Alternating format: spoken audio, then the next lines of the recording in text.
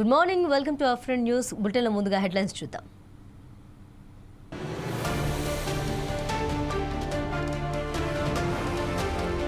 AP assembly సమావేశాలు ప్రారంభం. Budget ప్రవేశపెట్టనున్న ఆర్థిక శాఖ మంత్రి.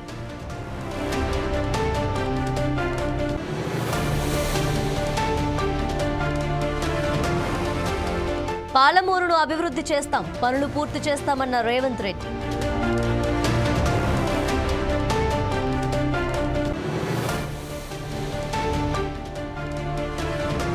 ఏపీలో పలువురు ఐఏఎస్ల బదిలీలు, ఉత్తర్వులు జారీ చేసిన ప్రభుత్వం.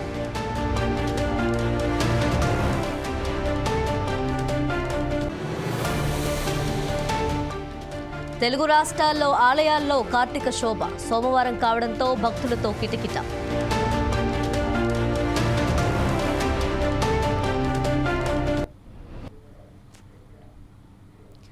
ఏపీ అసెంబ్లీ బడ్జెట్ సమావేశాలు ప్రారంభమయ్యాయి. శాసనసభలో ఆర్థిక శాఖ మంత్రి పయ్యావుల కేశవ్ బడ్జెట్ ప్రవేశపెట్టనున్నారు. దాదాపు 2.90 లక్షల కోట్లతో 2024-25 వార్షిక బడ్జెట్ను రాష్ట్ర ప్రభుత్వం ప్రవేశపెట్టనుంది. ఎన్నికల హామీల్లో భాగమైన సూపర్ 6 పథకాల అమలుకు వార్షిక బడ్జెట్లో ప్రాధాన్యత ఇవ్వనున్నారు. అభివృద్ధి, సంక్షేమం, సమతూకత బడ్జెట్ రూపకల్పన చేయనున్నారు. అసెంబ్లీలో వ్యవసాయ బడ్జెట్ను మంత్రి అచ్చెన్నాయుడు ప్రవేశపెట్టనున్నారు.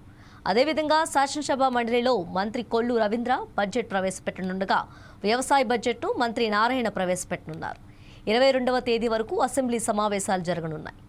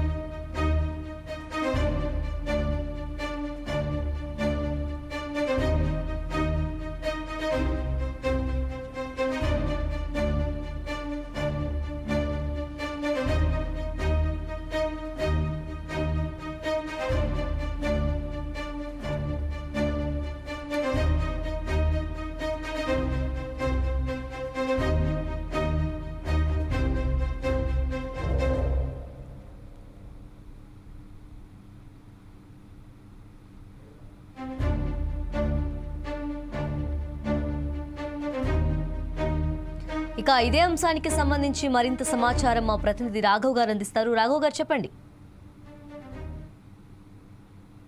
బడ్జెట్ సమావేశాలు ఈ రోజు నుంచి ప్రారంభం కానున్నాయి. అయితే ఈ రోజు నుంచి ఈ నెల 22వ తారీఖు దాకా అసెంబ్లీ సమావేశాలు నిర్వహిస్తారని తెలిసింది. అయితే ఈ రోజు ఉదయం 10 గంటలకు శాసనసభలో ఆర్థిక శాఖ మంత్రి పయ్యాల కేశవులు బడ్జెట్ ప్రవేశపెట్టనున్నారు. అయితే ఇప్పటికే చంద్రబాబు నాయుడు అధ్యక్షతన మంత్రులు కూడా సమావేశం నిర్వహించారు. అయితే ఈ సమావేశంలో కూడా ఏ బడ్జెట్ ఏ విధంగా నిర్ణయించాలి, సూపర్ 6 పథకాలకి ఎంత బడ్జెట్ కేటాయించాలనేది మంత్రులతో కూడా ఒక క్షుణ్ణంగా నివేదికను కూడా తయారు చేసి ఇప్పటికే ఆర్థిక మంత్రికి కూడా అధికారులు కూడా అందజేసినట్టు తెలుస్తుంది తేజస్వి. అయితే ఉదయం 10 గంటల నుంచి ఇప్పటికే ఆల్రెడీ అసెంబ్లీ సమావేశానికి కూడా చంద్రబాబు నాయుడు చేరుకున్నారు. ఇప్పటికి అసెంబ్లీకి అంటే మంత్రులు కూడా ఒకరొకరు తర్వాత చేరుకుంటున్నారు. అయితే ఈ సమావేశంలో కూడా బడ్జెట్ కూడా ఈ 2024-25 బడ్జెట్ కూడా 2.90 లక్షల బడ్జెట్ వార్షిక బడ్జెట్ ని కూడా ప్రవేశపెట్టనున్నది. అయితే ఈ ఎన్నికల హామీలో భాగంగా సూపర్ పథకాలకు అమలుకు వార్షిక బడ్జెట్ లో కూడా ప్రాధాన్యత ఇవ్వనున్నారు. అయితే ఈ సూపర్ 6 పథకాలు కూడా ఇప్పటికి కూడా 4 ప్రకటించారు. ఈ 4 ఇంకా మిగతా 2 ప్రకటించాలి.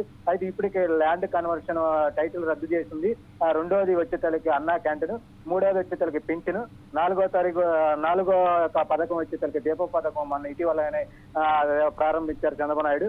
ఆ విధంగా 2 పథకాలు కూడా రేపు జనవరి నుంచి కూడా ఆ పథకాలు ప్రారంభం చేస్తారు.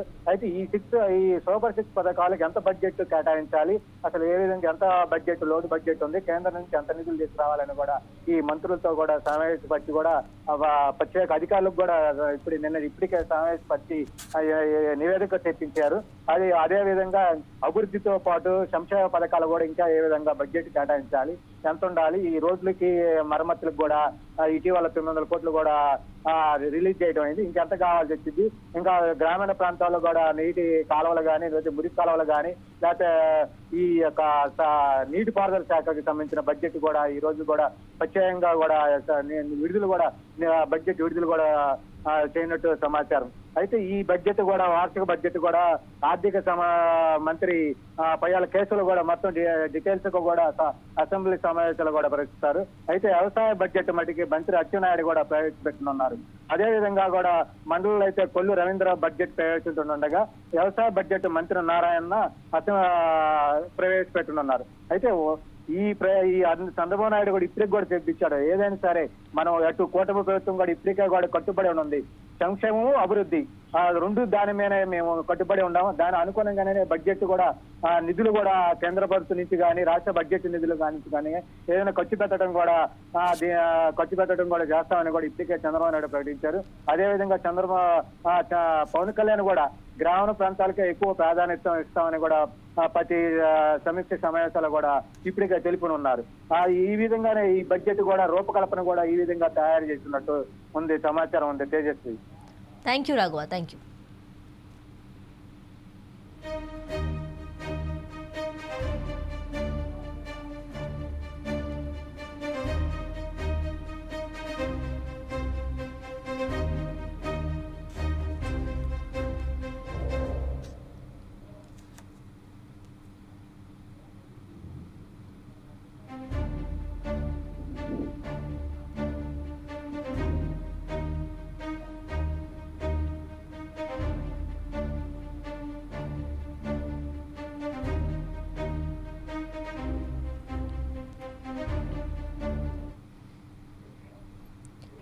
ఏపీ హ్యాండ్లూమ్స్ కోఆపరేటివ్ సొసైటీ చైర్మన్గా సజ్జా హేమలత నియమితులయ్యారు.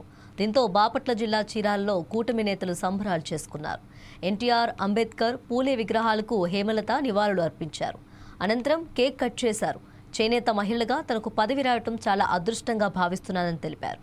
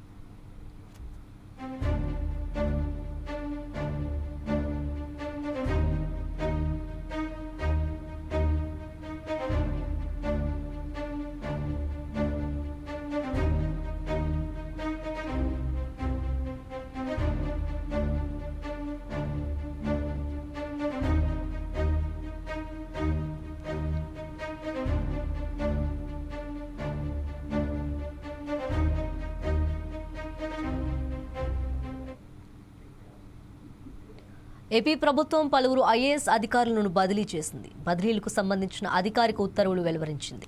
రాష్ట్ర ప్రభుత్వ ప్రధాన కార్యదర్శి నీరబ్ కుమార్ ప్రసాద్ ఉత్తర్వులు జారీ చేశారు. ఆర్థిక శాఖ కార్యదర్శిగా రొనాల్డ్ రాస్ నియమితులయ్యారు. మున్సిపల్, పట్టణాభివృద్ధి శాఖ కార్యదర్శిగా కె కన్నబాబుకు పూర్తి అదనపు బాధ్యతలు అప్పగించారు. స్వచ్ఛాంధ్ర కార్పొరేషన్ ఎండీగా బి అనిల్ కుమార్ రెడ్డికి బాధ్యతలిచ్చారు. కార్మిక, ఫ్యాక్టరీలు, బాయిలర్లు, ఇన్సూరెన్స్, మెడికల్ సర్వీసెస్ అదనపు కార్యదర్శిగా గంధం చంద్రుడు నియమితులయ్యారు. వ్యవసాయ, సహకార శాఖ డిప్యూటీ సెక్రటరీగా డి హరితను ఏపీ ప్రభుత్వం నియమించింది.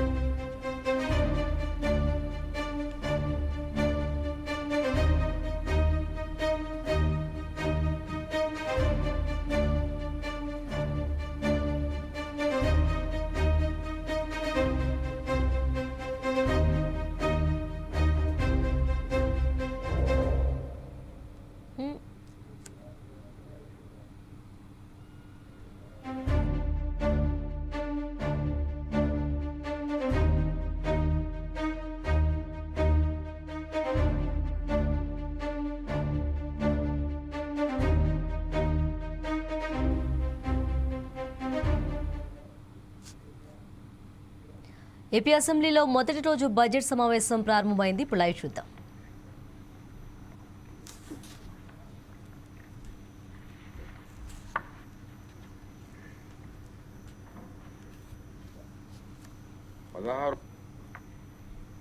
శాసనసభ రెండో సమావేశం ఇచ్చేసినటువంటి గౌరవ సభ్యులందరికీ కూడా నా నమస్కారం తెలియజేస్తున్నానండి.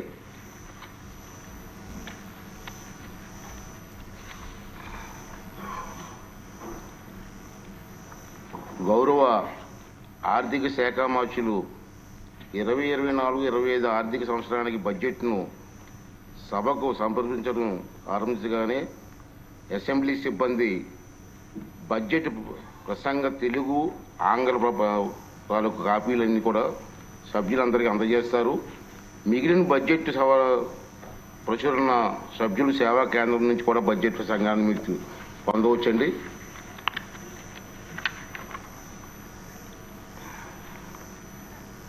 ఇప్పుడు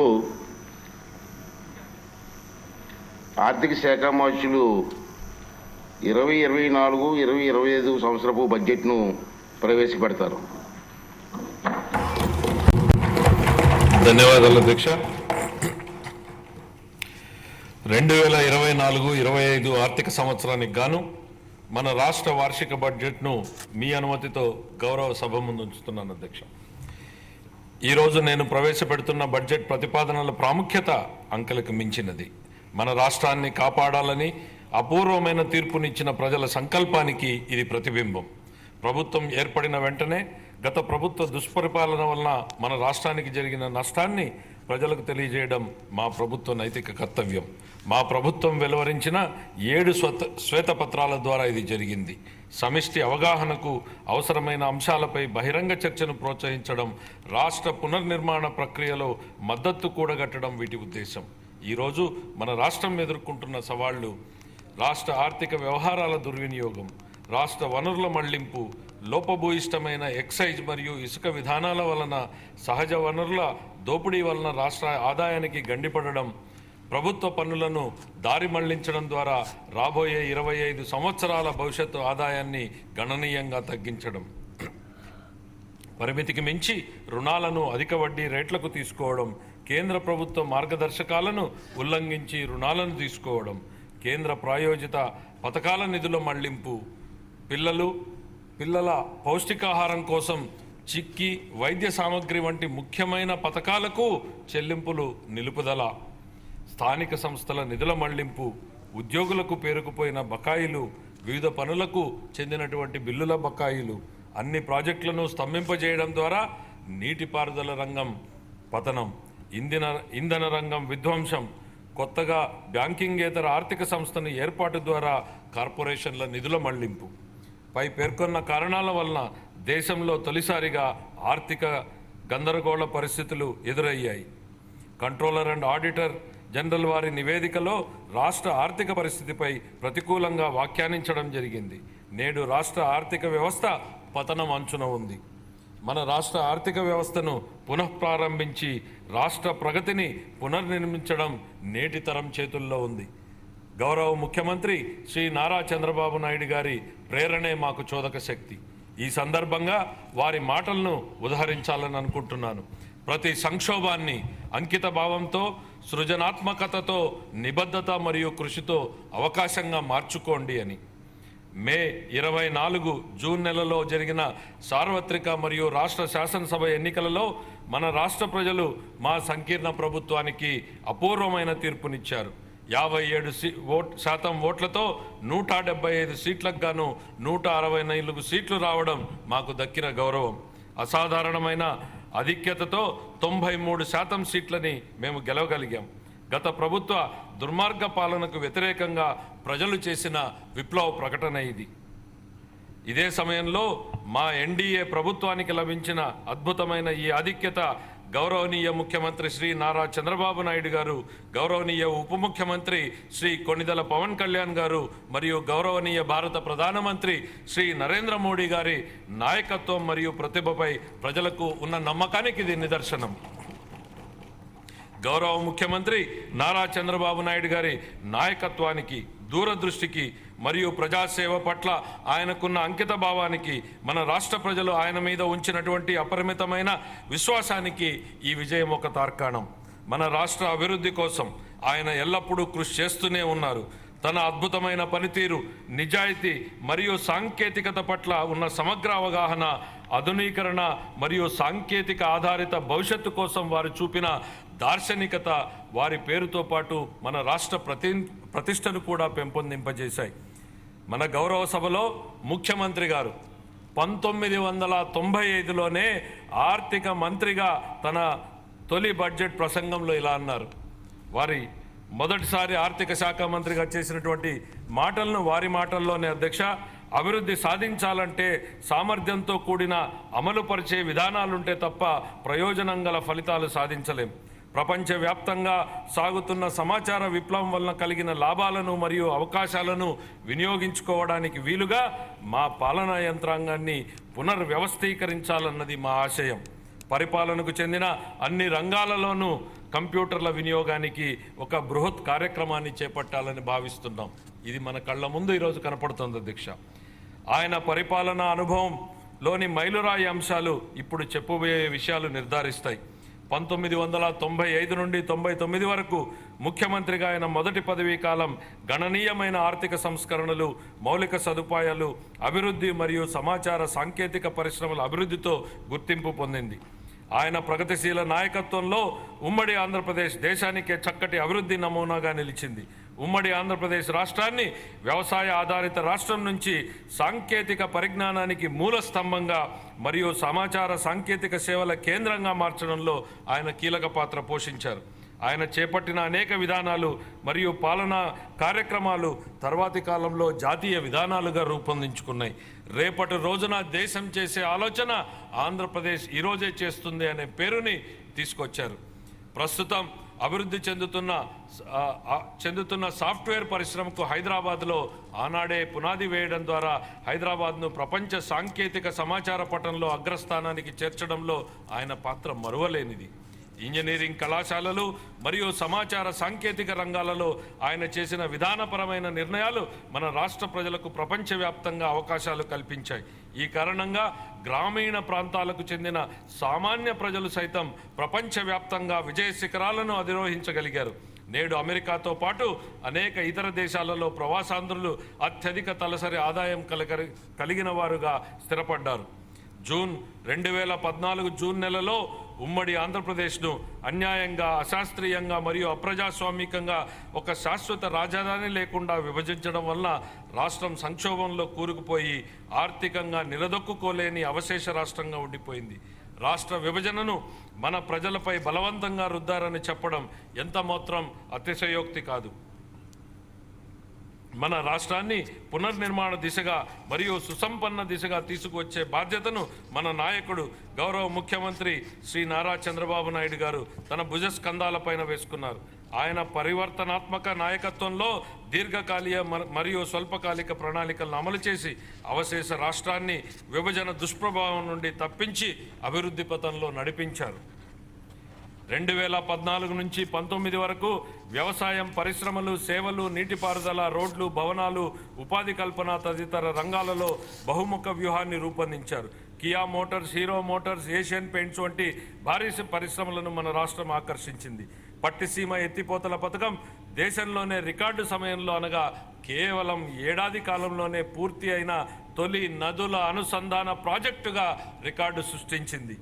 సులభతర వ్యాపార నిర్వహణ ర్యాంకింగ్లో మన రాష్ట్రం మొదటి స్థానం సాధించి 5 ఏళ్లలో అగ్రస్థానంలో నిలిచింది. ఇంధన రంగంలో సంస్కరణలు తీసుకురావడంతో పాటు పునరుత్పాదక ఇంధనాన్ని ప్రోత్సహించడం ద్వారా 2018 నాటికి మన రాష్ట్రం ఇంధన మిగులు రాష్ట్రంగా నిలిచింది. బహుముఖ వ్యూహం ఫలితంగా మన రాష్ట్రం సంక్షేమంతో కూడిన సుస్థిర ఆర్థికాభివృద్ధి పథకంలో పయనించింది. అయితే 2019 తర్వాత జరిగిన పరిణామాలు మన రాష్ట్ర చరిత్రలో ఒక చీకటి దిశగా చెప్పుకోవచ్చు. 2014-19 మధ్య కాలంలో జరిగిన ఆర్థికాభివృద్ధి వృధా అయింది. గత ప్రభుత్వం 2019లో తన పదవీ కాలాన్ని ఎంతో విధ్వంసకర ధోరణితో ప్రారంభించింది. ప్రజావేదికను కూల్చేసింది, విద్యుత్ కొనుగోలు ఒప్పందాలను రద్దు చేసింది, 3 రాజధానుల నమూనాతో ప్రజలను అయోమయానికి గురిచేసింది. పారిశ్రామిక వ్యతిరేక విధానాన్ని అనుసరించింది. పెట్టుబడిదారుల విశ్వాసాన్ని మరియు రాష్ట్ర బ్రాండ్ విలువను దెబ్బతీసింది. నీటిపారుదల రంగాన్ని పూర్తిగా విస్మరించింది. కేంద్ర ప్రభుత్వ అభిప్రాయానికి విరుద్ధంగా కార్యనిర్వాహక సంస్థను మార్చడం ద్వారా పోలవరం ప్రాజెక్టు నిర్మాణాన్ని నిలిపేసింది. ఈ చర్యల వల్ల డయాఫ్రమ్ గోడకు నష్టం కలిగి ప్రాజెక్టు జాప్యానికి దారితీసింది. పన్నులు చెల్లిస్తూ మరియు ఉపాధి కల్పిస్తూ రాష్ట్రాభివృద్ధికి దోహదపడే పరిశ్రమలు మన రాష్ట్రాన్ని వదిలి వెళ్ళిపోయాయి. ఈ చర్యలు పెట్టుబడిదారులను మరియు ప్రపంచ ఆర్థిక సంస్థలను రాష్ట్రంలో స్థిరమైన పెట్టుబడులు పెట్టనివ్వకుండా చేశాయి. ఫలితంగా మన రాష్ట్రం ఆర్థిక పరిస్థితి విచ్ఛిన్నమైంది. ఈ సందర్భంగా కౌటిల్యుడి మాటలను ఒకసారి గుర్తు చేసుకుందాం. సంపదకు మూలం ఆర్థిక కార్యకలాపాలే. అవి లేకపోవడం వనరుల సమీకరణకు ఇబ్బందులు తెచ్చిపెడుతుంది. ఫలవంతమైన ఆర్థిక కార్యకలాపాలు లేకపోతే ప్రస్తుత శ్రేయస్సు మరియు భవిష్యత్ రెండూ నాశనమయ్యే ప్రమాదం ఉంది. ద్రవ్యం చలామణిలో ఉన్నప్పుడే ఆర్థిక వ్యవస్థలో సంపద సృష్టి జరుగుతుంది. ఇది జరగాలంటే ప్రాజెక్టుల అమలు తప్పనిసరి. కానీ గత ప్రభుత్వం ఉత్పాదకత మూలధన వ్యయాన్ని నిలిపివేయడం ద్వారా 2014-19 సంవత్సరాల మధ్య అత్యంత వేగంగా అభివృద్ధి చెందుతున్న రాష్ట్రాలలో ఒకటిగా ఉన్న మన రాష్ట్ర ఆర్థిక వ్యవస్థ 2019-24 సంవత్సరాల మధ్య గడ్డు స్థితికి చేరుకోవడానికి కారణమయ్యింది. గత ప్రభుత్వం రాష్ట్ర వనరుల దుర్వినియోగం మరియు నిధులను పక్కదారి పట్టించడం వంటి చర్యలతో పేలవమైన పాలన చేయడం జరిగింది. కేంద్ర ప్రాయోజిత పథకాలను నిధులను మళ్లించడమే కాక అందుకు సరిపోయే రాష్ట్ర వాటాను కూడా విడుదల చేయలేదు. కార్పొరేషన్ల నిధుల మళ్లింపు, రాష్ట్ర ఆర్థిక వ్యవహారాల దుర్వినియోగం వంటి చర్యలు అధిక రుణభారానికి దారితీశాయి. ప్రభుత్వ ఆస్తులను తాకట్టు పెట్టడం, స్థానిక సంస్థల నిధుల మళ్లింపు వంటి చర్యలకు పాల్పడడంతో పాటు బిల్లుల చెల్లింపు కోసం ప్రభుత్వానికి వ్యతిరేకంగా వాద్యాలు వేయడం వలన గుత్తేదారులకు నమ్మకం లోపించి ప్రభుత్వంపై విశ్వాసం సన్నగిల్లింది. గత ప్రభుత్వం అధికారం నుండి వైదొలిగే నాటికి మన రాష్ట్ర ఆర్థిక వ్యవస్థ పతనమంచున ఉంది. ఉద్యోగులకు గాను 21,980 కోట్ల రూపాయల బకాయిలు, కేంద్ర ప్రాయోజిత పథకాలకు 4,657 కోట్ల రూపాయల బకాయిలతో సహా మొత్తం 1,35,224 కోట్ల రూపాయలు బకాయిలు ఉన్నాయని శ్వేతపత్రంలో ఇప్పటికే పేర్కొన్నాం. ఇవన్నీ గత ప్రభుత్వ దుష్పరిపాలనకు, వైఫల్యానికి నిదర్శనం. 2019-24 సంవత్సరాల మధ్యకాలంలో నెలకొన్న పరిస్థితి చూస్తే మన రాష్ట్రం పటిష్టమైన ఆర్థిక సూత్రాలతో నడిచిందా, లేక వ్యక్తిగత ప్రయోజనాల కోసం లాభాపేక్షతో ఒక ప్రైవేటు సంస్థలాగా నడిచిందా అనే ప్రశ్న ఉత్పన్నమవుతుంది. గత ప్రభుత్వం ప్రజా సంక్షేమాన్ని పక్కన పెట్టి కేవలం ప్రైవేటు లాభం అనే భావనతోనే నడిచింది. సహజ వనరులను కొల్లగొట్టడం, సహజ ఖనిజాల అక్రమ తవ్వకాలతో రాష్ట్ర ఖజానాకు ఆదాయం నష్టం కలిగించడం, వ్యక్తిగత ప్రయోజనాల కోసం ఉద్దేశపూర్వకంగా ఇసుక మరియు ఎక్సైజ్ విధానాలను రూపొందించడం జరిగింది. ఈ చర్యల వలన ఒకవైపు రాష్ట్ర ఆర్థిక వ్యవస్థ క్షీణించగా, మరొక వైపు అధిక పన్నులు మరియు దుష్పరిపాలన కారణంగా ప్రజల కష్టాలు మరింత పెరిగాయి. గత ప్రభుత్వం ప్రజాస్వామిక గొంతులను అణిచివేయడం మరియు ప్రజాస్వామ్య వ్యవస్థలను దెబ్బతీయడం వంటి కక్ష సాధింపు చర్యలకు పాల్పడింది. గత ప్రభుత్వ దుష్పరిపాలనకు వ్యతిరేకంగా వివేకవంతమైన ప్రజాస్వామిక నిర్ణయం తీసుకుని మరొకసారి రాష్ట్ర చరిత్రగతిని సవ్య దిశగా మార్చిన మన రాష్ట్ర ప్రజలకు కృతజ్ఞతలు తెలియజేసుకుంటున్నాం. మన రాష్ట్ర ప్రజలు విఘ్నతతో ఇచ్చిన తీర్పు 2024లో ఎన్డీఏ కూటమి తిరిగి అధికారంలోకి వచ్చేందుకు దోహదపడింది. శ్రీ నారా చంద్రబాబు నాయుడు గారు నేడు రెట్టించిన ఉత్సాహంతో మరియు దృఢ సంకల్పంతో ఉన్నారు. స్వర్ణాంధ్రప్రదేశ్ విజన్కు 2024 సంవత్సరం ఒక మైలురాయి వంటిది. మా ప్రభుత్వం ఎన్ని సవాళ్లు ఎదురైనా ఇచ్చిన హామీలను నెరవేర్చడానికి గౌరవ ముఖ్యమంత్రి గారి నాయకత్వంలో కృషి చేస్తుంది. ఈరోజు నేను ప్రవేశపెడుతున్న బడ్జెట్ ప్రతిపాదనలు రాష్ట్ర ఆర్థిక నేపథ్యాన్ని దృష్టిలో ఉంచుకుని మరియు ఆర్థిక పునరుజ్జీవనమే లక్ష్యంగా మరియు సంపదను సృష్టించే విధంగా ఆర్థిక చక్రాన్ని పునఃప్రారంభించాలనే ఉద్దేశంతో రూపొందించబడినవి. అన్ని శాఖలకు కేటాయింపులు ప్రతిపాదించే ముందు మా ప్రభుత్వానికి మార్గదర్శిగా నిలిచిన స్వర్గీయ ఎన్టీ రామారావు గారి మాటలను నేను గుర్తు చేసుకోవాలనుకుంటున్నాను. సమాజమే దేవాలయం, ప్రజలే దేవుళ్ళు. వ్యవసాయం మరియు అనుబంధ రంగాలు. ఈ సందర్భంగా నాకు తెలుగు పునరుజ్జీవనోద్యమ పితామహుడిగా పేరు పొందిన కందుకూరి వీరేశలింగం గారి ఆలోచనలు గుర్తుకొస్తున్నాయి. వ్యవసాయం చేసే చేతులకు మనం సాయం అందించాలి, అదే దేశ సౌభాగ్యానికి మార్గం. మా ప్రభుత్వానికి వ్యవసాయ రంగ అభివృద్ధి మరియు రైతుల సంక్షేమమే అత్యంత ప్రాధాన్యం. మా వ్యవసాయ శాఖ మంత్రి గారు 2024-25 వ్యవసాయ బడ్జెట్ను ప్రవేశపెట్టేటప్పుడు వ్యవసాయ అభివృద్ధికి మా ప్రభుత్వం చేపట్టిన విధానాలను పూర్తిగా వివరిస్తారు. సూపర్ 6 హామీలలో భాగంగా మా ప్రభుత్వం అన్నదాత సుఖీభవ ప్రధానమంత్రి కిసాన్ పథకం ద్వారా అర్హులైన రైతులకు పెట్టుబడి సాయం ప్రకటించింది. మా ప్రభుత్వం రైతుల సమగ్రాభివృద్ధికి పొలం పిలుస్తోంది. వడ్డీ లేని రుణాలు, భూసార కార్డుల పంపిణీ, వ్యవసాయ పనిముట్ల సరఫరా, భూసార పరీక్షల ప్రయోగశాలలు, పొలం బడి వంటి పథకాలను అమలు చేస్తోంది. 2024-25 ఆర్థిక సంవత్సరం రబీ కాలం నుండి పంటల బీమా పథకాన్ని సవరించడం మరియు స్వచ్ఛంద నమూనాన్ని అవలంబించడం వలన రైతులు వారి వ్యక్తిగత అవసరాల ఆధారంగా ఈ పథకాలలో పాల్గొనే స్వేచ్ఛను, వెసులుబాటును కల్పించడం జరిగింది. గ్రామీణ ఆర్థిక వ్యవస్థ స్థూల విలువను పెంచడంలో పశుసంవర్ధక రంగం కీలక పాత్ర పోషిస్తుంది. పశు సంపద మరియు కోళ్ల పెంపకం మన రాష్ట్రం దేశంలోనే 2వ స్థానంలో ఉంది. మన రాష్ట్రం గుడ్ల ఉత్పత్తిలో మొదటి స్థానంలోనూ, మాంసం ఉత్పత్తిలో 4వ స్థానంలోనూ, పాల ఉత్పత్తిలో 5వ స్థానంలోనూ ఉంది. వివిధ పథకాల కింద పశువులకు ఆశ్రయం, గ్రాసం మరియు వైద్య సహాయం అందించడం ద్వారా పశు సంపదను పెంచుతూ పశువులకు రక్షణ మరియు సంరక్షణ కల్పించాలని మా ప్రభుత్వం తీర్మానించుకుంది. పశువుల ద్వారా జీవనోపాధిని పొందుతున్నటువంటి యాదవులు, కురుమలు మరియు ఇతర వర్గాల ఆదాయాన్ని పెంచడానికి మా ప్రభుత్వం కృతనిశ్చయంతో ఉంది. పశు బీమా పథకాన్ని అమలు చేయడం ద్వారా ప్రభుత్వం ఈ వర్గాల జీవనోపాధికి రక్షణ కల్పిస్తోంది.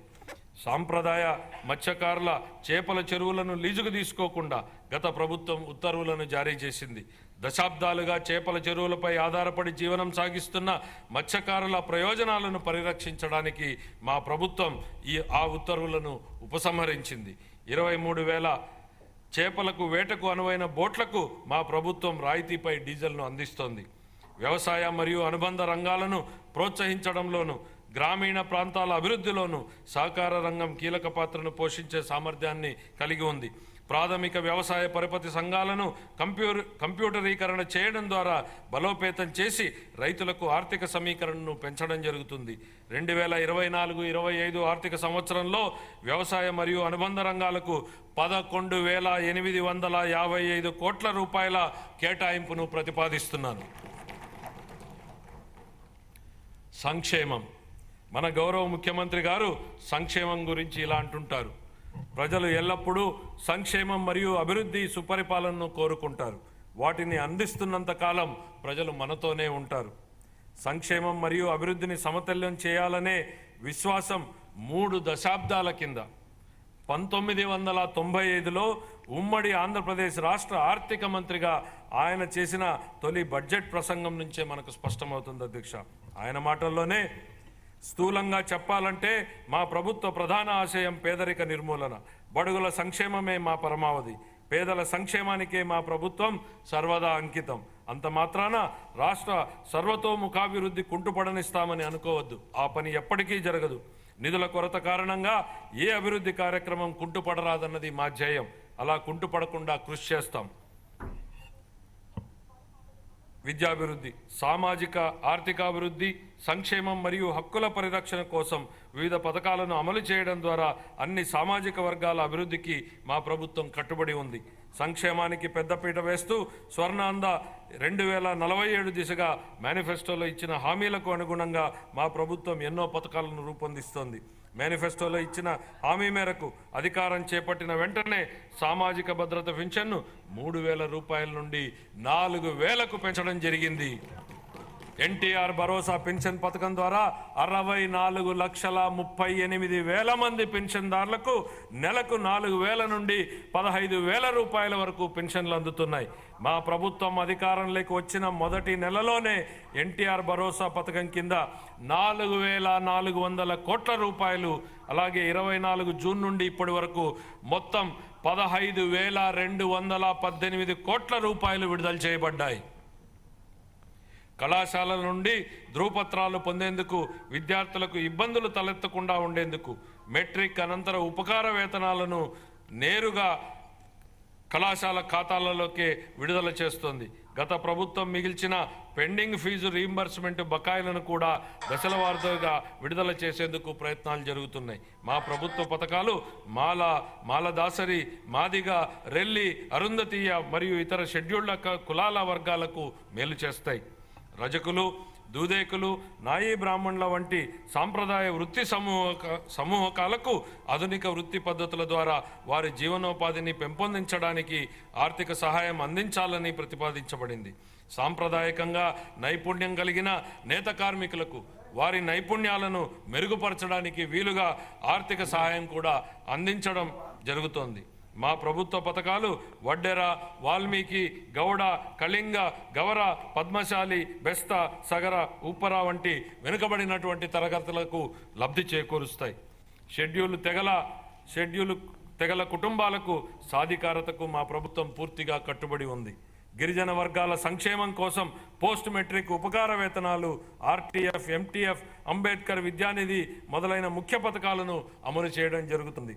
గిరిజన ప్రాంతాలలో మౌలిక సదుపాయాల అంతరాలను పూడ్చడంతో పాటు నాణ్యమైన విద్య, పౌష్టిక ఆహారం మరియు ఆరోగ్య సంరక్షణ మరియు గిరిజన వర్గాల ఆర్థికాభివృద్ధిపై కూడా మా ప్రభుత్వం ప్రత్యేక దృష్టిని సారించనుంది. వివిధ పథకాల ద్వారా అల్పసంఖ్యాక వర్గాలకు ఆర్థిక కార్యకలాపాలలోనూ మరియు ఉపాధి కల్పించడంలోనూ సమాన భాగస్వామ్యం లభించేలా మా ప్రభుత్వం చూస్తోంది. వారి విదేశీ విద్యకు, అలాగే ఇమాంలకు, మౌజంలకు మరియు పాస్టర్లకు ప్రోత్సాహకాలు ఇవ్వాలని ప్రతిపాదించడం జరిగింది. 2024-25 ఆర్థిక సంవత్సరంలో షెడ్యూల్డ్ కులాల కాంపోనెంట్కు 18,497 కోట్ల రూపాయలు, షెడ్యూల్డ్ తెగల కాంపోనెంట్కు 7,557 కోట్ల రూపాయలు, వెనుకబడిన తరగతుల కాంపోనెంట్కు 39,007 కోట్ల రూపాయలు, అల్పసంఖ్యాక వర్గాల సంక్షేమానికి 4,376 కోట్ల రూపాయల్ని కేటాయించాలని నేను ప్రతిపాదిస్తున్నాను. మహిళా అభివృద్ధి మరియు శిశు సంక్షేమం. డాక్టర్ బిఆర్ అంబేద్కర్ గారు మహిళా సాధికారత ప్రాముఖ్యతను నొక్కి ఇలా అన్నారు: మహిళలు సాధించిన పురోగతి స్థాయిని బట్టి నేను సమాజం యొక్క పురోగతిని కొలుస్తాను అని. గౌరవనీయులైన ముఖ్యమంత్రి గారు కూడా ఈ ఆలోచనను గట్టిగా విశ్వసిస్తారు. ఆయన నాయకత్వంలో 1990వ దశకంలోనే మన రాష్ట్రం స్వయం సహాయక బృందాల ఉద్యమంలో దేశంగా అగ్రగామిగా నిలిచింది. పొదుపు చేయడంతో పాటు మహిళల వ్యవస్థాపక శక్తి పెరుగుతుందని, ఫలితంగా స్వయం ఉపాధి మాత్రమే కాకుండా సాధికారత కూడా లభిస్తుందని వారిది దృఢ విశ్వాసం. విస్తృత స్థాయిలో ఒక ఉద్యమంలాగా జరుగుతున్న కార్యకలాపాలకు నాటి ప్రభుత్వ సహకారం లభించడం వలన రాష్ట్రంలోని స్వయం సహాయక సంఘాలకు విశేష ఆదరణ దక్కింది. దీనివల్ల మన రాష్ట్రం దేశానికే ఆదర్శంగా నిలిచింది. మన రాష్ట్రంలో 10 లక్షలకు పైగా స్వయం సహాయక సంఘాలు ఉన్నాయి. గర్భిణులు, బాలింతలు మరియు 6 ఏళ్లలోపు పిల్లలకు పౌష్టికాహార స్థితిని మెరుగుపరిచేందుకు మా ప్రభుత్వం అనేక వినూత్న చర్యలు తీసుకుంటోంది. 26 జిల్లాల్లోని 55,607 అంగన్వాడీ కేంద్రాల ద్వారా సమీకృత శిశు అభివృద్ధి సేవలను మా ప్రభుత్వం అందిస్తోంది. పౌష్టికాహార లోపం మరియు రక్తహీనతల నివారణకు బాల సంజీవని సప్లిమెంటరీ పౌష్టికాహార కార్యక్రమాన్ని అమలు చేయడం జరుగుతుంది. ఈ సరుకులన్నింటినీ టేక్ హోమ్ రేషన్ రూపంలో అందించడం జరుగుతుంది. సూపర్ 6 వాగ్దానాలను నెరవేర్చే దిశగా మా ప్రభుత్వం దీపం 2 పథకాన్ని ప్రారంభించి సంవత్సరానికి 3 ఎల్పిజి సిలిండర్లను ఉచితంగా అందిస్తోంది. 2024లో మొదటి ఉచిత సిలిండర్ పంపిణీ కోసం 895 కోట్లను విడుదల చేయడం జరిగింది. ఇందులో భాగంగా ఇప్పటికే 5 లక్షల మందికి పైగా లబ్ధిదారులు రాయితీ సొమ్ము అందింది. ప్రజా రవాణా బస్సులలో మహిళలకు ఉచిత ప్రయాణాన్ని ప్రవేశపెడతామని ఇచ్చిన మరో హామీని కూడా త్వరలో అమలు చేయడం జరుగుతుంది. ఈ కార్యక్రమం యొక్క ముఖ్య ఉద్దేశం శ్రామిక శక్తిలో మహిళల భాగస్వామ్యాన్ని పెంచడమే. 2024-25 ఆర్థిక సంవత్సరానికి మహిళాభివృద్ధి శిశు సంక్షేమ శాఖకు 4,285 కోట్ల రూపాయల కేటాయింపును ప్రతిపాదిస్తున్నాను. నైపుణ్యాభివృద్ధి. నైపుణ్యాభివృద్ధి ప్రాధాన్యత గురించి చైనా తత్వవేత్త లావో జూ ఇలా అన్నారు: ఒక మనిషికి ఆహారంగా ఒక చేపను ఇస్తే ఒకరోజు ఆహారాన్ని మాత్రమే ఇచ్చినట్లవుతుంది. అందుకే అతనికి చేపలు పట్టడం నేర్పించు, జీవితాంతం తిండి పెట్టినట్టు అవుతుంది. 2014-19 కాలంలోనే గౌరవ ముఖ్యమంత్రి నారా చంద్రబాబు నాయుడు గారు నైపుణ్యాభివృద్ధి, విద్య మరియు దీర్ఘకాల పరిష్కారాల ప్రాముఖ్యతను అర్థం చేసుకుని అనేక నైపుణ్యాభివృద్ధి కార్యక్రమాలకు శ్రీకారం చుట్టడం జరిగింది. ఈరోజు గౌరవ మానవ వనరుల అభివృద్ధి శాఖ మంత్రి శ్రీ నారా లోకేష్ గారు నైపుణ్య గణన అనేటువంటి వినూతన కాన్సెప్ట్కు నాయకత్వం వహిస్తున్నారు. ప్రపంచంలో తొలిసారిగా మా ప్రభుత్వం రాష్ట్ర స్థాయిలో నైపుణ్య గణను నిర్వహిస్తోంది. ఇది మన శ్రామిక శక్తి యొక్క నైపుణ్యాలను మరియు సామర్థ్యాలను అర్థం చేసుకోవడానికి, తదనుగుణంగా పరిశ్రమలకు అవసరమైన నైపుణ్యాలను గుర్తించడానికి సహాయపడుతుంది. ఇది 20 లక్షల మందికి ఉపాధి అవకాశాలు కల్పించేందుకు అవసరమైన నైపుణ్యాలను అందించే కార్యక్రమాల రూపకల్పనకు దోహదపడుతుంది.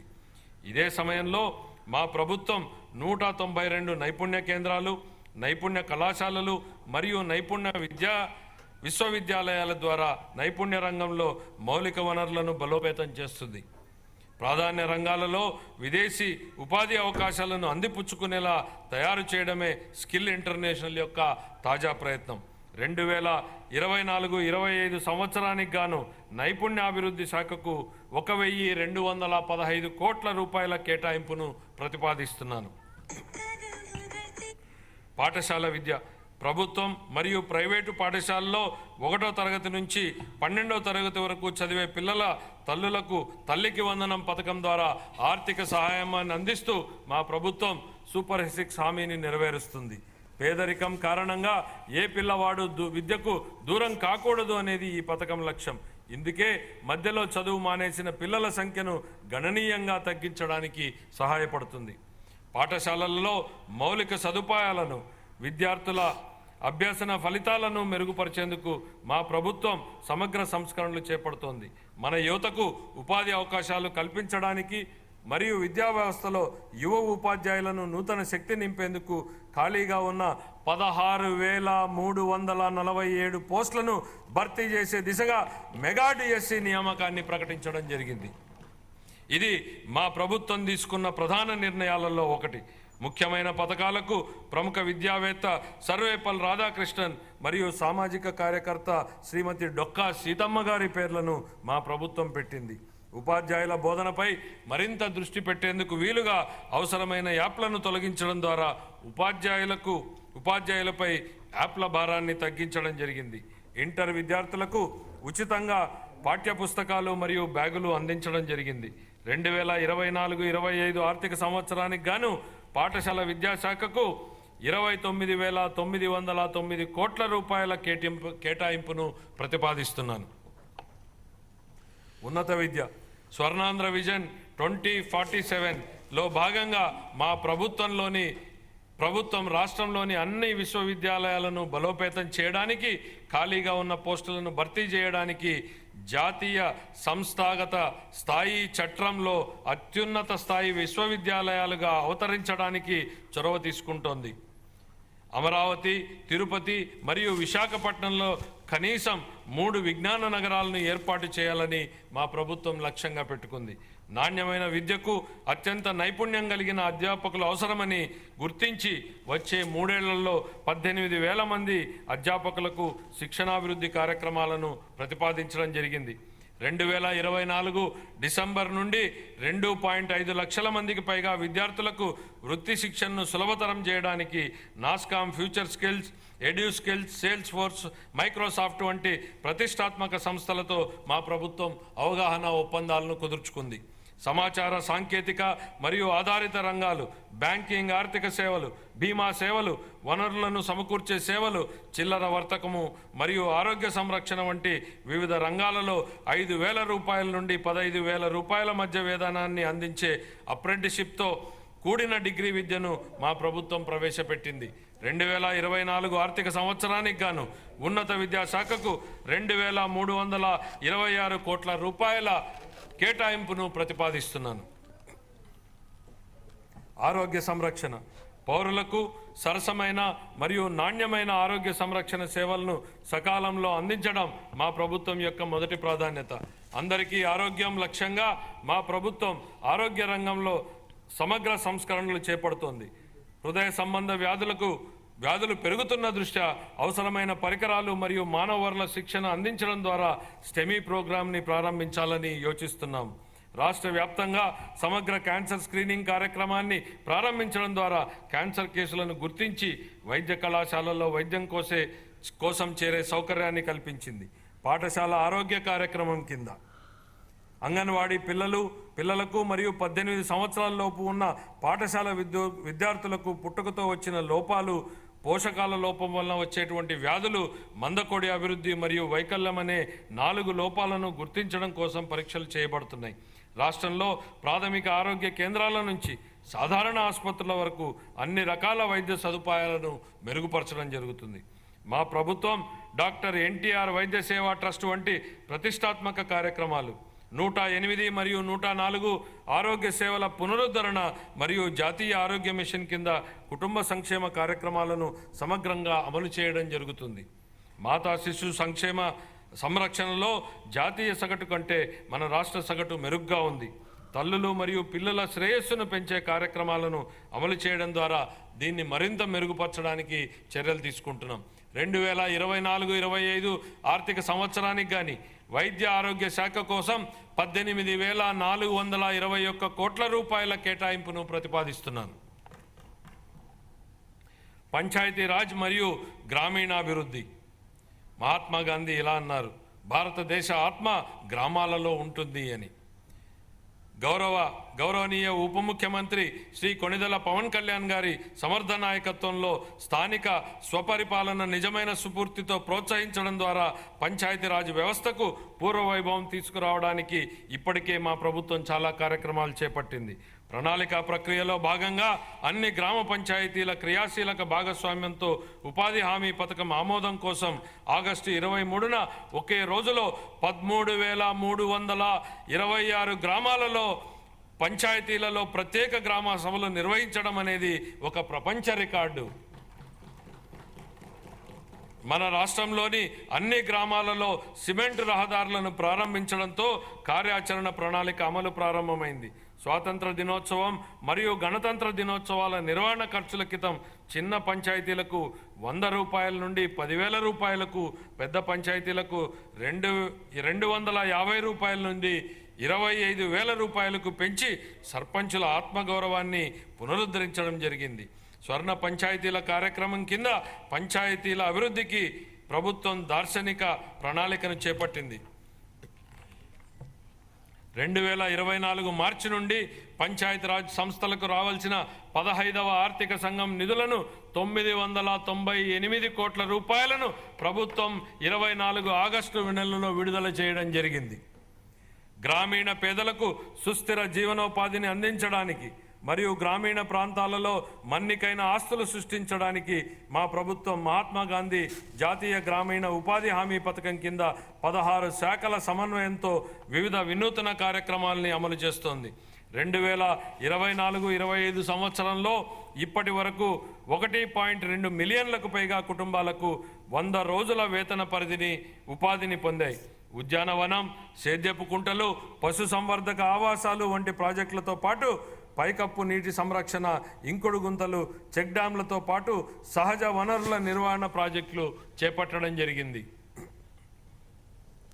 గ్రామీణ ప్రాంతాలలో ప్రతి పేద కుటుంబాన్ని పేదరికం నుండి బయటపడేట్లు చేసేందుకు మా ప్రభుత్వం కట్టుబడి ఉంది. ప్రధానమంత్రి ఉపాధి కల్పన కార్యక్రమం, ప్రధానమంత్రి సూక్ష్మ ఆహార సంస్థల అధికారీకరణ, ప్రధానమంత్రి స్వనిధి పథకం మరియు ప్రధానమంత్రి విశ్వకర్మ వంటి వివిధ కేంద్ర ప్రభుత్వ రాయితీ పథకాలతో అనుసంధానం చేయడం ద్వారా స్వయం సహాయక బృంద సభ్యుల జీవనోపాధికి మా ప్రభుత్వం కార్యక్రమాల మద్దతును ఇస్తున్నాయి.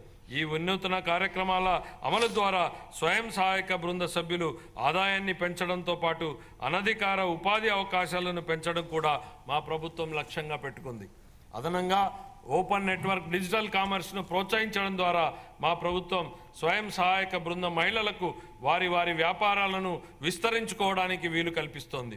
వారి ఉత్పత్తులను మార్కెట్లకు చేర్చడానికి విస్తృతంగా అవకాశాలను కల్పిస్తూ మరియు వారి అమ్మకాల సామర్థ్యాన్ని మెరుగుపరచడంలో ఇది వారికి ఉపయోగపడుతుంది.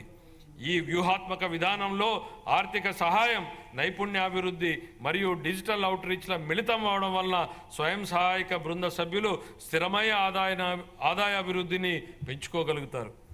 ఆంధ్రప్రదేశ్ గ్రామీణ రహదారుల అనుసంధాన ప్రాజెక్టు ద్వారా 1574 పనులను పూర్తి చేయడం జరిగింది. ఈ ప్రాజెక్టు 2134 ఆవాసాలను 2855 కిలోమీటర్ల రహదారులతో కలుపుతుంది. అదనంగా 164 రహదారులు మరియు వంతెనల ప్రాజెక్టులు కూడా కొనసాగుతున్నాయి. 2024 ఆర్థిక సంవత్సరానికి గాను పంచాయతీరాజ్ గ్రామీణాభివృద్ధి శాఖకు 16,739 కోట్ల రూపాయల కేటాయింపును ప్రతిపాదిస్తున్నాను. పట్టణాభివృద్ధి. గత ప్రభుత్వ హయాంలో పట్టణ ప్రాంతాలు తీవ్ర నిర్లక్ష్యానికి గురయ్యాయి. రాష్ట్ర వ్యాప్తంగా పురపాలక సంఘాలలో పారిశుద్ధ్యం లోపించింది మరియు వ్యర్థాల నిర్వహణ లోపం వలన టన్నుల కొద్దీ వ్యర్థాలు మరియు పూడిక పేరుకుపోయాయి. మా ప్రభుత్వం ప్రణాళికాబద్ధంగా సుస్థిర పట్టణాభివృద్ధికి కట్టుబడి ఉంది. విశాఖపట్నం, కాకినాడ, విజయవాడ, గుంటూరు, తిరుపతి, కర్నూలు తదితర ప్రధాన నగరాలను అభివృద్ధి చేయనున్నాం. 50,000 నుంచి 99,999 మంది జనాభా ఉన్ని రెండో తరగతి పట్టణాలకు భౌగోళిక సమాచారక వ్యవస్థ GIS ఆధారిత బృహత్తర ప్రణాళికలను రూపకల్పనకు శ్రీకారం చుట్టడం జరిగింది. అమృత్ 2 కింద జలవనరుల పునరుద్ధరణ, మురుగునీటిని శుద్ధి చేసి తిరిగి వినియోగించుకోవడం, వర్షపు నీటి సంరక్షణతో పాటు ప్రజలందరికీ సురక్షిత నీటిని సరఫరా చేయాలని మా ప్రభుత్వం భావిస్తోంది. అన్ని పట్టణ ప్రాంతాలలో పట్టణ మౌలిక సదుపాయాలు మరియు అత్యవసర సేవలకు సేవా స్థాయి ప్రమాణాలను సాధించడానికి ప్రణాళికలు రూపొందించబడ్డాయి. 5 ఏళ్లుగా కనుమరుగైన రాష్ట్ర కళల రాజధాని అమరావతి నేడు రూపుదిద్దుకుంటోంది. ప్రపంచ స్థాయిలోనే అత్యుత్తమ మౌలిక సదుపాయాలు, పెట్టుబడులు మరియు ఉద్యోగాలకు ప్రపంచ స్థాయి గమ్యస్థానంగా అమరావతి మారబోతోంది. అత్యంత నివాసయోగ్యమైన, సమర్థవంతమైన మరియు సుస్థిరమైన హరిత నగరంగా అమరావతిని తీర్చిదిద్దేందుకు మా ప్రభుత్వ ప్రణాళికలు దోహదపడ్డాయి. రాజధాని నగరంలో మౌలిక సదుపాయాలు అభివృద్ధి చేయడానికి మా ప్రభుత్వం కేంద్ర ప్రభుత్వం ద్వారా బహుళ పాక్షిక నిధుల సంస్థల నుండి 15,000 కోట్ల రూపాయల నిధులను పొందడం జరిగింది.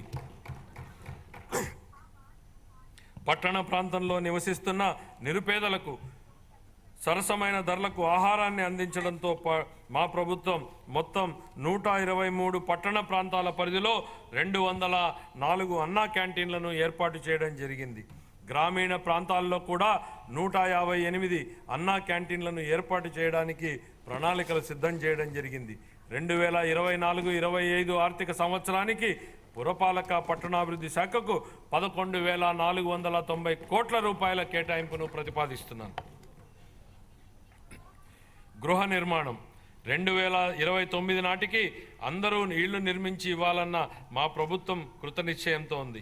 ప్రధానమంత్రి ఆవాస్ యోజన, NTR నగరాలు పథకం కింద ఆర్థికంగా వెనుకబడిన వర్గాలకు 25 లక్షల ఇళ్ల పట్టాలు ఇవ్వాలని లక్ష్యంగా పెట్టుకోవడం జరిగింది.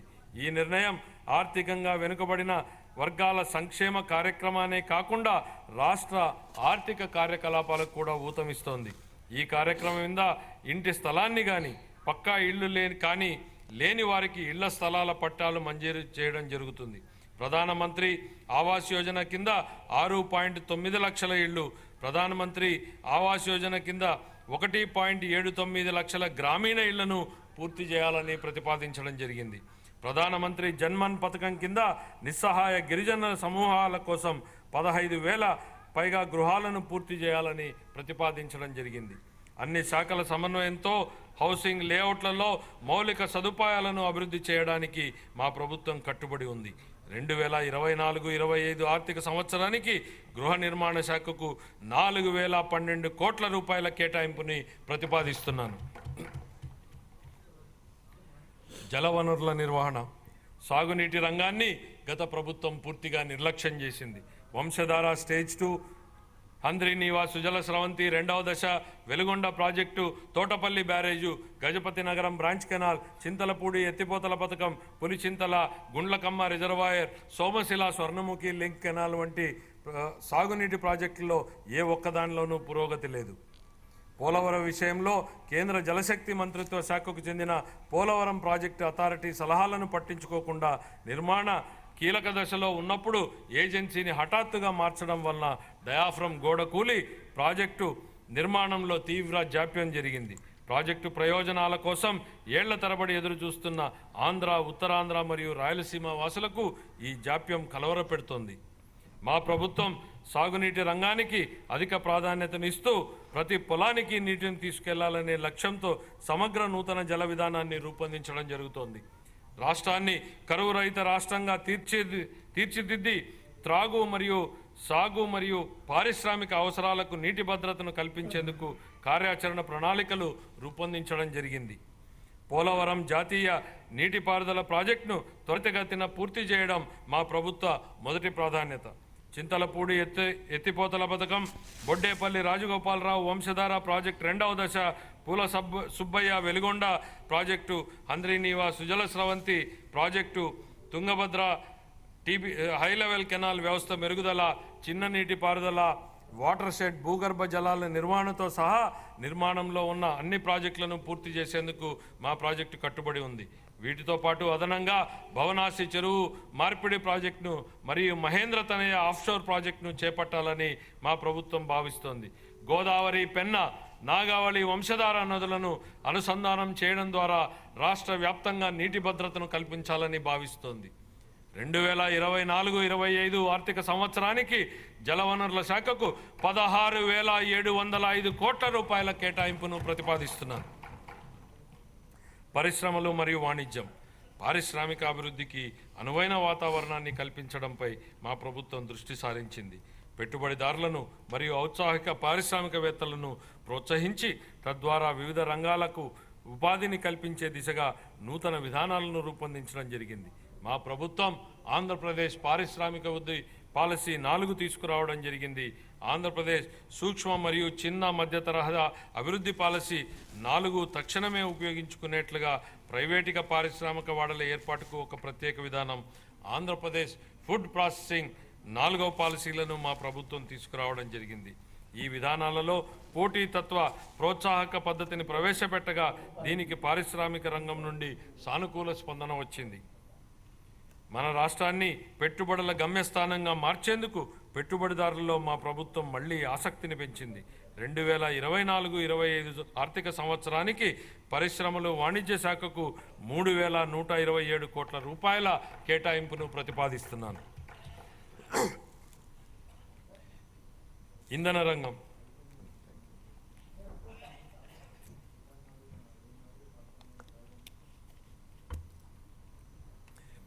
గత ప్రభుత్వ విధ్వంస చర్యల ఫలితంగానే ఇంధన రంగం నాశనమైంది. గత ప్రభుత్వం ప్రమాణ స్వీకారోత్సవ వేదిక నుండే విద్యుత్ కొనుగోలు ఒప్పందాలను రద్దు చేస్తున్నట్లు ప్రకటించడం ద్వారా ఈ విధ్వంసం ప్రారంభమైంది. ఈ చర్య రాష్ట్ర ఇంధన రంగ పునాదులను కదిలించింది. అంతేకాక ఇంధన రంగ విస్తరణ ప్రణాళికలను విచ్ఛిన్నం చేయడం ద్వారా విద్యుత్ కొరతకు కారణమయ్యింది. తత్ఫలితంగా అధిక ధరలతో విద్యుత్తును కొనుగోలు చేయాల్సి వచ్చింది. అంతిమంగా గత ప్రభుత్వాల తప్పిదాల వల్ల నేడు వినియోగదారులకు ట్రూ అప్ ఛార్జీల పేరుతో విద్యుత్ కోసం అధిక ధరకు చెల్లించాల్సి వస్తోంది. ఈ నష్టాన్ని పూడ్చడానికి వినియోగదారులకు తక్కువ ఖర్చుతో వారంలో అన్ని రోజులు 24 గంటల పాటు నిరంతరాయమైన నాణ్యమైన విద్యుత్తును సరఫరా చేయడానికి మా ప్రభుత్వం కట్టుబడి ఉంది. రాష్ట్రంలో సుస్థిరత, ఇంధన పరివర్తన మరియు క్లీన్ ఎనర్జీ సాంకేతికతలను ప్రోత్సహించేందుకు నూతన సమగ్ర ఆంధ్రప్రదేశ్ సమీకృత క్లీన్ ఎనర్జీ విధానం 2024ను ప్రకటించడం జరిగింది. పునరుత్పాదక ఇంధనం, పంపుడు స్టోరేజ్ పవర్, హరిత హైడ్రోజన్ మరియు దాని ఉత్పన్నాలను ప్రోత్సహించడానికి కొత్త విధానం మార్గాన్ని సుగమం చేస్తుంది. అంతేకాక రాష్ట్రాన్ని పెట్టుబడులు ఆకర్షించే గమ్యస్థానంగా కూడా మారుస్తుంది. మా ప్రభుత్వం ఆక్వా రైతులకు తక్కువ ధరకే విద్యుత్తును సరఫరా చేస్తూ షెడ్యూల్డ్ కులాలు మరియు షెడ్యూల్డ్ తెగల వారి కాలనీలో ప్రతి ఇంటికి నెలకు 400 యూనిట్ల విద్యుత్తును అందిస్తోంది. ధోబీ ఘాట్లకు అలాగే దారిద్ర్య రేఖకు దిగువనున్న రజక సామాజిక వర్గం వారు నిర్వహిస్తున్న లాండ్రీలకు, దారిద్ర్య రేఖకు దిగువనున్న నాయీ బ్రాహ్మణులు చౌరశాలలకు, దారిద్ర్య రేఖకు దిగువనున్న స్వర్ణకారుల దుకాణాలకు, దారిద్ర్య రేఖకు దిగువనున్న అత్యంత వెనుకబడిన కులాలకు మరియు చేనేత కార్మికులకు ఉచితంగా లేదా రాయితీపై విద్యుత్ అందించబడుతోంది. 2024-25 ఆర్థిక సంవత్సరానికి గాను ఇంధన శాఖకు 8,207 కోట్ల రూపాయల కేటాయింపును ప్రతిపాదిస్తున్నాను. రవాణా మరియు రోడ్లు మరియు భవనాలు, రహదారుల నిర్వహణ మరియు మరమ్మతుల విషయంలో గత పాలకులు నిర్లక్ష్యం వహించడంతో పాటు రాష్ట్రంలో రహదారుల కంటే గుంతలే ఎక్కువగా ఉన్నాయి. ఏళ్ల తరబడి నడుస్తున్న మౌలిక సదుపాయాల పురోగతికి విఘాతం కలిగింది. ఒకప్పుడు 2019 నాటికి నాణ్యమైన రహదారుల అనుసంధానం ఉన్న రాష్ట్రం 2024 నాటికి గుంతలమయమైన రహదారులతో సతమతమవుతోంది. సంక్రాంతి నాటికి రాష్ట్రంలో అన్ని రహదారులు గుంతలు లేకుండా ఉండాలనే లక్ష్యంతో మన గౌరవ ముఖ్యమంత్రి గారు గుంతలు లేని రహదారుల ఆంధ్రప్రదేశ్ అనే మిషన్కు శ్రీకారం చుట్టారు. వీటి పునర్నిర్మాణ ప్రయత్నాలు జరుగుతున్నాయి.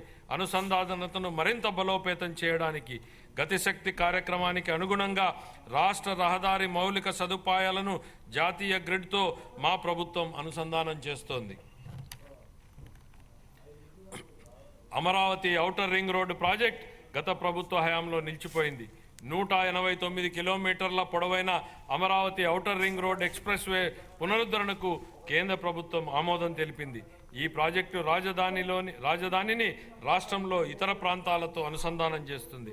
ఈ ప్రాజెక్టు మన రాష్ట్రంలో ప్రాంతీయ అనుసంధానతను మరియు ఆర్థికాభివృద్ధిని పెంపొందిస్తుంది. మన రాష్ట్రంలో 687 కిలోమీటర్ల మేర 6 వరుసల జాతీయ రహదారి ప్రాజెక్టు పనులను ఎంతో పురోగతిలో ఉన్నాయి. వీటిలో బెంగళూరు, కడప, విజయవాడ, రాయపూర్, విశాఖపట్నం, చిత్తూరు, తాడ్చూరు, రేణిగుంట, నాయుడుపేట, విజయవాడ పశ్చిమ బైపాస్, నాయుడుపేట, తూర్పు కనుపూరు వంటి ముఖ్యమైన రహదారులు ఉన్నాయి. వీటితో పాటు 4 వరుసల జాతీయ రహదారులైన హైదరాబాద్, విశాఖపట్నం, బెంగళూరు, చెన్నై ఎక్స్ప్రెస్ రహదారుల్లో 165 కిలోమీటర్ల మేర పనులు పురోగతిలో ఉన్నాయి. న్యూ డెవలప్మెంట్ బ్యాంక్ ఆర్థిక సహకారంతో మండల అనుసంధాన మరియు గ్రామీణ అనుసంధానత అభివృద్ధి ప్రాజెక్టు మరియు ఆంధ్రప్రదేశ్ రహదారులు, వంతెనల పునర్నిర్మాణ ప్రాజెక్టులను మా ప్రభుత్వం అమలు చేస్తుంది. ఈ ప్రాజెక్టులను జిల్లా ప్రధాన కేంద్రాలు మరియు మండల కేంద్రాల మధ్య, అదేవిధంగా అన్ని మండల కేంద్రాల మధ్య 2 వరుసల రహదారుల అనుసంధానతను కల్పించడానికి 2,522 కిలోమీటర్ల రహదారులను ఈ పరిధిలోకి తీసుకువస్తాము. వాహనాలు త్వరితగతిన నడిచేందుకు వీలుగా ప్రధానమైన జిల్లా రహదారుల ఉపరితలాన్ని మెరుగుపరచడానికి 2,199 కిలోమీటర్ల మేర పనులను మంజూరు చేయడం జరిగింది.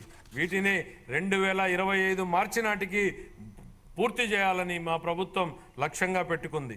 గిరిజన ప్రాంతాలతో హరిజన అనుసంధానాన్ని మెరుగుపరచడం కోసం మరియు వరదల వలన దెబ్బతిన్న రహదారులకు మరమ్మతులు చేయడం కోసం 99 రాష్ట్ర రహదారులు మరియు 134 జిల్లా ప్రధాన రహదారులను జాతీయ వ్యవసాయ మరియు గ్రామీణాభివృద్ధి బ్యాంకు నిధులతో పూర్తి చేయడానికి మా ప్రభుత్వం ప్రాధాన్యతనిస్తోంది. జూన్ 24 నుండి మా ప్రభుత్వం రహదారుల రంగానికి 600 కోట్ల రూపాయలను విడుదల చేసింది. రాష్ట్ర విపత్తు నివారణ నిధి, ఎన్డీఆర్ఎఫ్ మరియు రాష్ట్ర విపత్తు ప్రతిస్పందన నిధుల కింద కేటాయింపులతో సహా 2024-25 ఆర్థిక సంవత్సరానికి గాను రవాణా, రోడ్లు మరియు భవనాల శాఖకు 9,554 కోట్ల రూపాయల కేటాయింపును ప్రతిపాదిస్తున్నాను. యువజన, పర్యాటక మరియు సాంస్కృతిక శాఖ మన రాష్ట్రానికి చెందిన క్రీడాకారులు జాతీయ మరియు అంతర్జాతీయ స్థాయిలో రాణించి రాష్ట్రానికి గర్వకారణంగా నిలుస్తున్నారు. మా ప్రభుత్వం క్రీడాకారులను ప్రభుత్వ ఉద్యోగాలలో 3% రిజర్వేషన్లను ప్రకటించింది. ఇది దేశంలోనే అత్యధికం. మా ప్రభుత్వం ప్రతిపాదించిన ఆర్థిక ప్రోత్సాహాలు కూడా దేశంలోనే అత్యధికం. అందరికీ క్రీడలు, ప్రతిభను పెంపొందించడం, స్పోర్ట్స్ ఎకోసిస్టమ్, క్రీడా సంస్కృతి మరియు పర్యావరణ వ్యవసాయ క్షేత్రస్థాయి నుంచి అంతర్జాతీయ. పల్నాడు జిల్లా నర్సారావుపేట కోటప్పకొండ త్రికోటేశ్వర స్వామి ఆలయానికి భక్తులు పోటెత్తారు.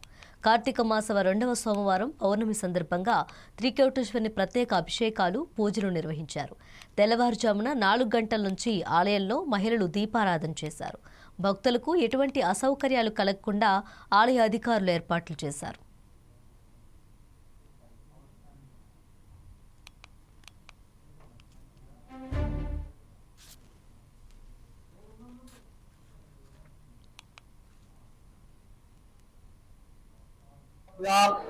నగేంద్ర కన్యా వృడగేతనాభ్యా నమో నమ శంకర పార్వతీభ్యాం.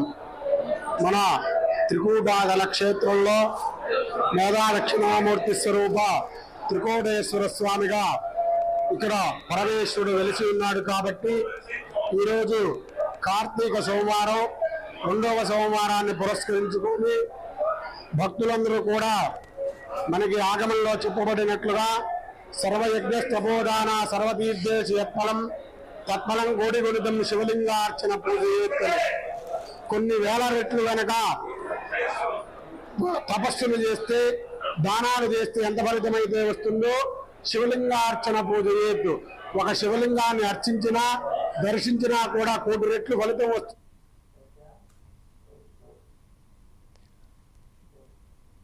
ఇవి బులెటిన్ అప్డేట్స్. మరిన్ని అప్డేట్స్ కోసం చూస్తూనే ఉండండి 4 Sides TV.